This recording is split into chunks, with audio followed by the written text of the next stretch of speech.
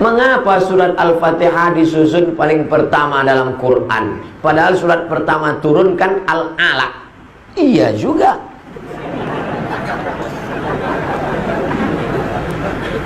Di Medan nih kita kalau tanya jawab cerdas pertanyaannya. Nampak betul orang Medan nih hebat-hebat ilmunya. Tempat lain tanya, Ustadz, kenapa Nabi Adam sama Hawa itu nikahnya siapa pak kuahnya? Awak pun bingung jawab. Kalau ini kan ilmiah dia. Turunlah wahyu pertama kali ketika Nabi sedang berada di Jabal Nur di Gua Hira. Iqra bismi rabbikal ladzi khalaq, khalaqal insana min 'alaqin, iqra wa rabbukal akramul ladzi 'allama bil qalam, 'allamal insana ma lam ya'lam. Nabi pun menggigil kedinginan, turun ke bawah sampai di bawah, lalu kemudian dia minta kedinginan, diselimuti oleh Khadijah. Ketika sedang diselimuti turun ayat, ya ayyuhal muddatsir, hai orang berselimut, bangun, fa'anzir, beri peringatan. Lalu dia pun disuruh beri peringatan. Siapa yang mesti diberi peringatan? Turun yang ketiga, wa anzir ashiratakal aqrabin, berilah peringatan kerabat-kerabat dekatmu. Dipanggillah pakciknya, pamannya, bibinya semua, dibawanya ke depan bukit Jabal Sofa, Jabal Marwah. Bukit Sofa, Bukit Marwah. Nabi pun naik ke atas bukit Sofa.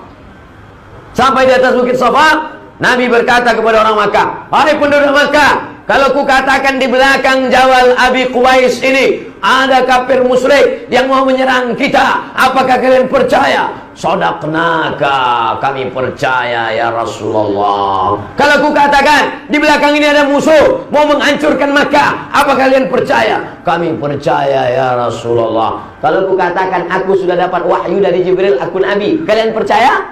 Datang Abu Lahab, tabban laka ya Muhammad, celaka kau Muhammad. Turun ayat, tabbat yada abi lahabi wa tabba ma aghna anhu maluhu wa ma kasaba sayasla naran dzata lahab wa imra'atuhu hammalatal hatab. Jadi kalau begitu susunan Al-Qur'an, yang pertama Iqra, yang kedua ya ayyuhal muddatsir, yang ketiga wa anzir ashiratakal aqrabin, yang keempat tabbat yada abi lahabi wa tab. Pas kita buka Quran sekarang di Medan, yang pertama Al-Fatihah, yang kedua Alif Lam Mim. Jadi Quran mana Quran Medan nih? Quran yang ada di Lauhil Mahfuz, fi Lauhil Mahfuz, yang ada di Lauhil Mahfuz itu susunannya pas macam susunan yang ada di Medan. Al-Fatihah, Al-Baqarah, Ali Imran, An-Nisa, Al-Maidah. Susunannya pas. Lalu kemudian turun ke tempat transit namanya Baitul Izzah.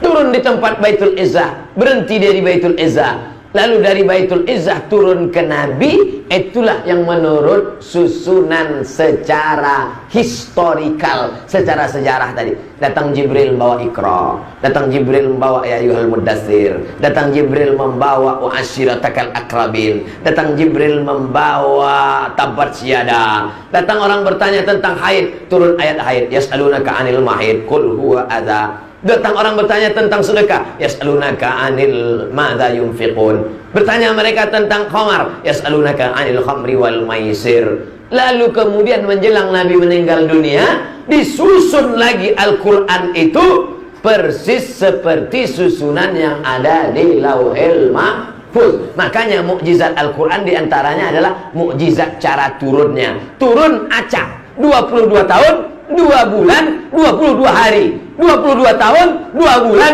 22 hari.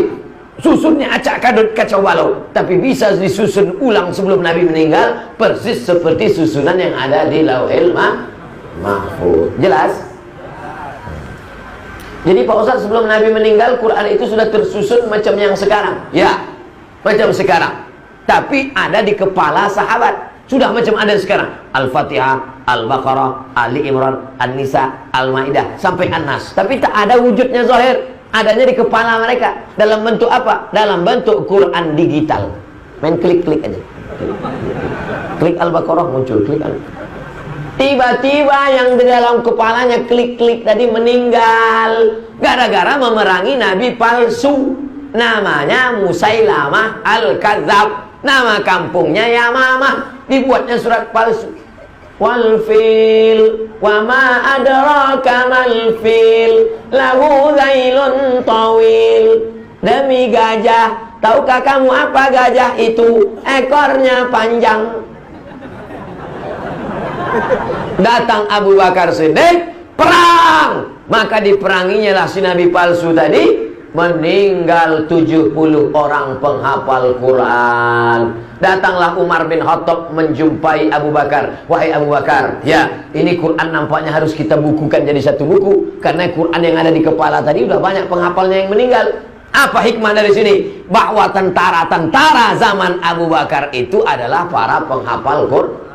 Makanya anak-anak kita ini mesti hafal Quran. Nanti dia jadi tentara hafal Quran. Dia jadi polisi, kapolres hafal Quran. Dia jadi kapolri hafal Quran. Dia yang akan memperjuangkan Al-Quran. Takbir. Nah, lalu kemudian setelah itu kata Abu Bakar, aku tak mau membukukan Quran karena Nabi tak pernah menyuruh, Nabi tak pernah membuat. Maka kalau tak dibuat Nabi adalah bid'ah, wa kullu bid'atin dhalalah wa kullu dhalalatin finnar. Kata Umar, ini kalau tak kita buat nanti hafal penghafal sudah banyak meninggal. Ada manfaatnya. Akhirnya Allah membukakan pintu hati Abu Bakar. Lalu ditusunlah tim. Diambillah Quran-Quran yang tertulis di pelepah korma, di tulang onta, di batu lepes. Akhirnya jadilah satu Quran tertulis. Tapi sudah ada di kepala para sahabat. Mutawatir. Kalau satu orang gharib, kalau dua orang aziz, kalau tiga orang masyhur. Tapi kalau menghafal banyak orang, hafalannya sama, namanya mutawatir. Besok katanya ada pengajian Ustaz Somad ya? Iya. Jadi tak? Ini udah mutawatir ini. Nah, itu artinya udah viral gitu maksudnya. Nah,